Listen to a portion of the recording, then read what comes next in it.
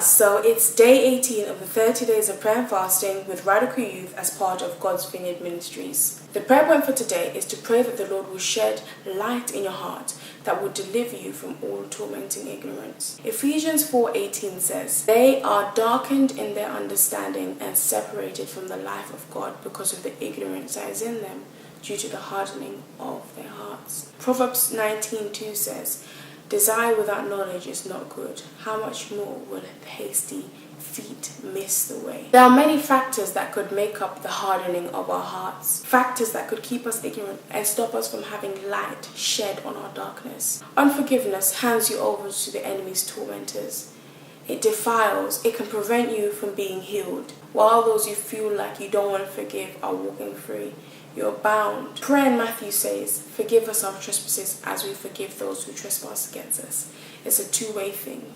If we want to be forgiven for our sins, we need to be able to forgive others for their sins towards us. We must forgive to maintain that covering of Jesus' precious blood over our lives. Another factor could be unconfessed sins. If you confess your sins, He is faithful and just to forgive us, as it says in 1 John 1:9. Honesty and sincerity is the best policy when it comes to God. Laying it all out before Him and asking Him to make you right before Him is the best way to go about having a positive relationship with God. Generational curses. The sins of your ancestors can also attribute to your spiritual bondages and troubles. Ask for forgiveness for your ancestors.